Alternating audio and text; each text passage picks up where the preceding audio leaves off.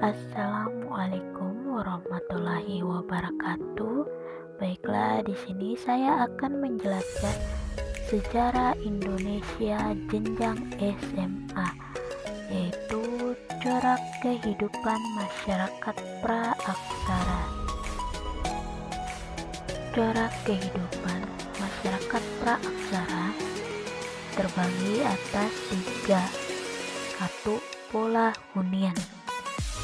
Dalam buku Indonesia dalam Arus Sejarah Jilid 1 diterangkan tentang pola hunian manusia purba yang memperlihatkan dua karakter khas hunian purba, yaitu A. Kedekatan dengan sumber air, B. Kehidupan di alam terbuka. Pada zaman praaksara, pola pikir mereka tidak sehebat zaman sekarang. Rumah atau hunian mereka pun tidak menetap, selalu berpindah-pindah.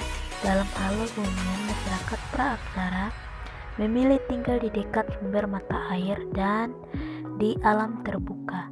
Mereka berpikir pola hunian dekat dengan air akan mempermudah mereka untuk mendapatkan sandang pokok berupa air yang mereka gunakan untuk minum maupun mandi.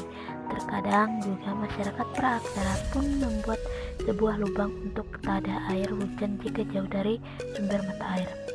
Dalam hal ini, hunian di alam terbuka masyarakat praaksara pada saat itu belum mengetahui ilmu dalam hal pembangunan.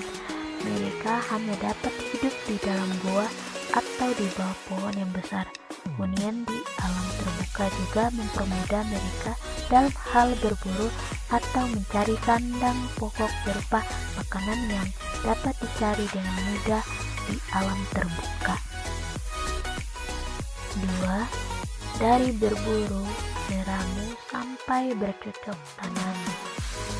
Mencermati hasil penelitian, baik yang berwujud fosil maupun artefak lainnya, diperkirakan manusia zaman praaksara mula-mula hidup dengan cara berburu dan meramu.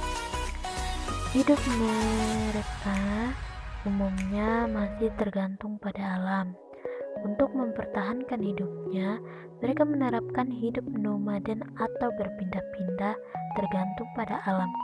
Alat-alat yang digunakan terbuat dari batu yang masih sederhana, yang berkembang pada manusia Meganthropus dan Pithecanthropus. Masa manusia purba berburu dan meramu itu sering disebut dengan masa foraging. Mereka hanya mengumpulkan dan menyeleksi makanan karena belum dapat mengusahakan jenis tanaman untuk dijadikan bahan makanan. Dalam perkembangannya, mulai ada sekelompok manusia purba yang bertempat tinggal di sementara, misalnya di gua-gua atau di tepi pantai.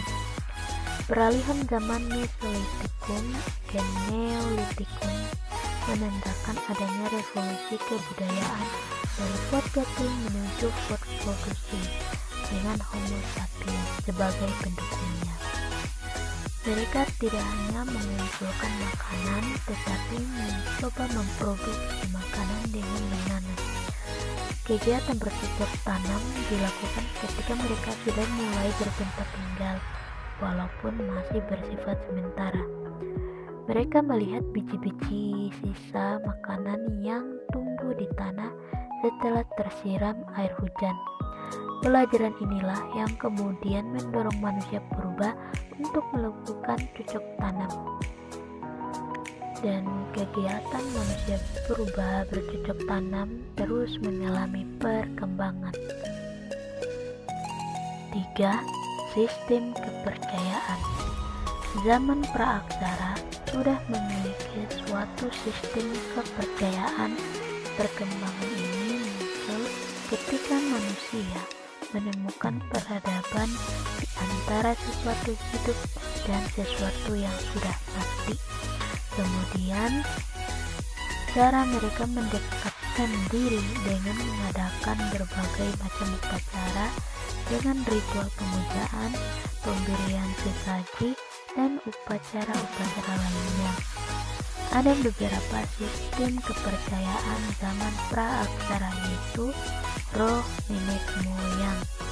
Kepercayaan terhadap nenek moyang ini diduga muncul pada saat masyarakat zaman pra-aksara masih mengandalkan kehidupan berburu, mengumpulkan makanan, serta meramu. Kepercayaan ini muncul fenomena mimpi saat manusia tidur. Pada saat itu, manusia melihat dirinya berada di tempat yang berbeda dari tubuh jasmaninya. Mereka percaya bahwa tubuh yang berada di tempat lain itu adalah jiwa. 2. Animisme.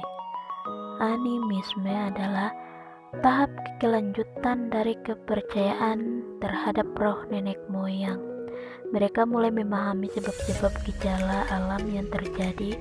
Setelah mengetahui fenomena tersebut, mereka kemudian mencari pemikiran masalah atas fenomena tersebut.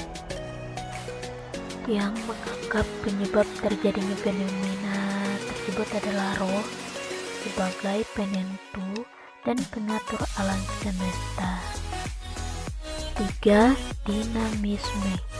Dinamisme adalah kepercayaan bahwa segala sesuatu mempunyai tenaga atau kekuatan yang dapat mempengaruhi keberhasilan atau kegagalan usaha manusia dalam mempertahankan hidupnya.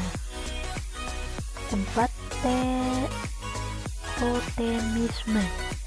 Totemisme adalah kepercayaan bahwa hewan tertentu dianggap suci dan dipuja karena memiliki kekuatan supranatural. Yang hewan dianggap suci antara lain sapi, ular, dan harimau. 5. Monoisme. Monoisme atau monoteisme adalah tingkat akhir dalam evolusi kepercayaan manusia. Monoisme merupakan sebuah kepercayaan terhadap Tuhan Yang Maha Esa. Pada tingkat ini, manusia mulai berpikir atas apa yang selama ini dialaminya, mulai bertanya siapa yang menghidupkan dan mematikan manusia. Dengan melihat tahapan-tahapan sistem kepercayaan manusia tadi, kita akhirnya tahu bahwa manusia adalah makhluk dengan proses berpikir yang terus berkembang. Tentu saja, semua itu muncul atas dasar rasionalitas manusia dalam merespon fenomena yang terjadi.